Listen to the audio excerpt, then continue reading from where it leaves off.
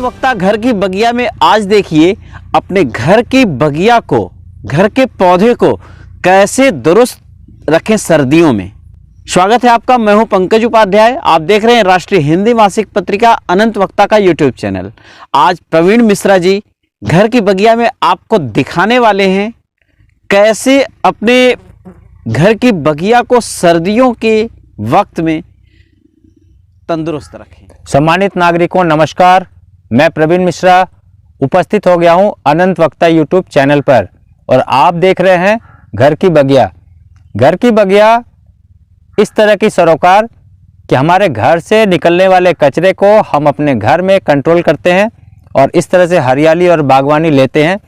इसी दिशा में आज लेकर उपस्थित हुआ हूं कि सर्दियों में आप पौधों की देखभाल कैसे करेंगे। यदि आपके पौधे इस तरह से सूख रहे हैं तो ज़रूर ये साइन दे रहे हैं, सिग्नल दे रहे हैं कि इनको भी देखभाल की ज़रूरत है। ट्रॉपिकल वेदर का पौधा इस तरह से रिएक्ट करेगा, जबकि विंटर के समय का जो पौधा है वो बिल्कुल खुशहाल होकर चलेगा। फिर भी देखभाल के लिहाज से जब बात करते हैं तो दोनों की ज़रूरत है और इसमें भी पोषण चाहिए और इसकी देखभाल चाहिए। विंटर केयर एक ऐसा पड़ाव जहाँ पर हम पौधों की देखभाल करते हैं और वसंत के टाइम में बहुत अच्छा फ्लावर और बहुत अच्छा बगिया हमें मिल जाता है। तो क्या कुछ ऐसी तरकीब है जिसमें से कि हम पौधों को दे सकते हैं उसके पोषण के लिए और उसके देखभाल के लिए, इसी विषय पर आज बातचीत चलेगी। हमारे पास बहुत सारे छोटे छोटे अवयव होते हैं, उनको जोड़ते हैं हम। तो इस कड़ी में ये है वर्मी कंपोस्ट। दूसरी हमारे पास है ये थोड़ा सा मोटे फॉर्म में गाय के गोबर का खाद। ये थोड़ा सा मोटा है इसलिए कि ये धीरे धीरे स्लो रिलीज फर्टिलाइजर जैसा काम करता है। तीसरा हमारे पास अवयव है पत्तों का खाद और इसके बाद हमारे पास है कोकोपीट और इसके साथ साथ हम डालते हैं चाय पत्ती का खाद। चाय पत्ती का खाद और वर्मी कंपोस्ट बनाने की तकनीक के लिए आपको हमारे अनंत वक्ता के बहुत सारे वीडियो है, उनमें आप जाकर देख सकते हैं। तो डिस्क्रिप्शन में आपको वो सारी चीज़ें मिल जाएगी। आगे बढ़ते हैं इस दिशा में और बात करते हैं कि इनको कैसे बनाना है। तो एक फार्मूला दे रहा हूँ कि आप जो सॉइल मिक्स तैयार करेंगे उसके लिए क्या कुछ मिलाना होगा। तो सबसे पहले आपको लेना है 10 kilo garden soil, normal soil जो होता है। इसमें आपको मिलाना है 2.5 किलो नदी का रेत, यमुना, गंगा या आपके शहर में कहीं भी नदी हो, गांव में नदी हो तो उसका रेत आप ले आइए, उनको मिलाइए।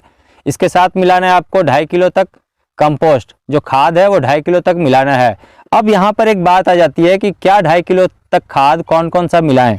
तो आपको बता रहा हूँ, जैसे आप ये वर्मी कंपोस्ट ले लीजिए, काउडंग कंपोस्ट ले लीजिए और इसमें चाय पत्ती का खाद मिला लीजिए।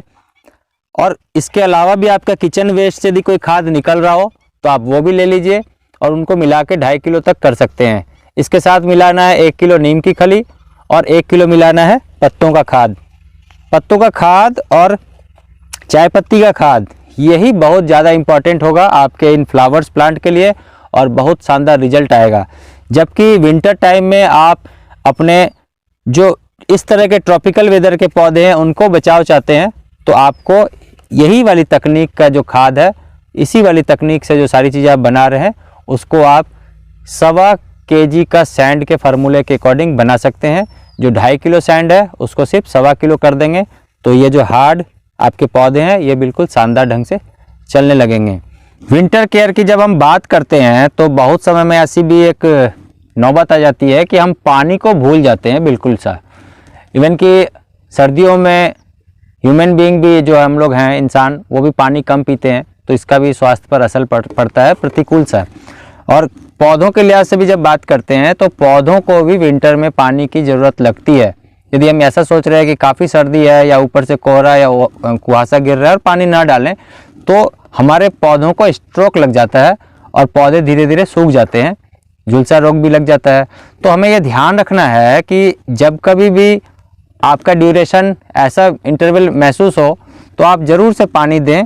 और जब आपके पौधों के गमले में ये अंगुली आपकी धंसनी शुरू हो जाए, 1 इंच तक धंस गई है, तो आप समझिए कि यहाँ पर पानी है, मॉइस्चर है। इसकी एक दूसरी तकनीक भी है कि जब हम इस तरह से मिट्टी को निकालते हैं और मिट्टी निकालने के बाद ये देखेंगे कि ये लड्डू सा बन रहा है, तो मॉइस्चर है, कीचड़ नहीं बनाना है और ये पाउडर फॉर्म तक भी ना आए। ये लड्डू इस बात का संकेत है कि पौधे अभी एकदम अनुकूल माहौल में है पानी के लिहाज से। ज़रूर से पानी दें और खुद भी पानी पिएं और पानी की बचत भी करें, क्योंकि बहुत ज़रूरी है पानी बचाना। अब बात करते हैं कि और क्या ज़रूरत होती है।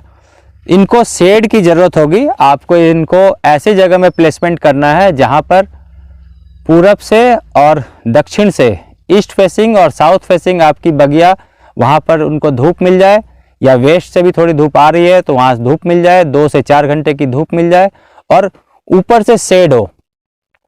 ये ज़रूरत होगी आपके ट्रॉपिकल वेदर के पौधों को। जबकि जो विंटर टाइम के पौधे हैं इनको कोई शेड की ज़रूरत नहीं है।